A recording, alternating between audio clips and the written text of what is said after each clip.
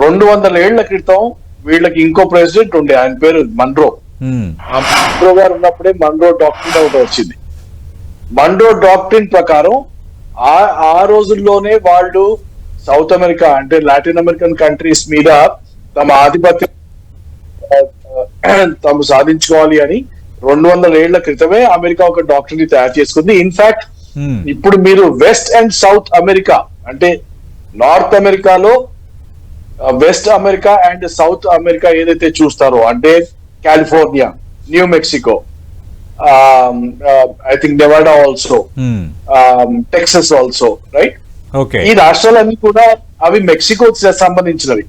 So ఆ రోజుల్లోనే వాళ్ళు ఈస్ట్ నుంచి అంటే న్యూయార్క్ వైపు నుంచి ఈ క్షేత్రాల మీద యుద్ధం చేసి అవన్నీ మెక్సికో నుంచి వాళ్ళు లాక్కోవడం జరిగింది, రైట్?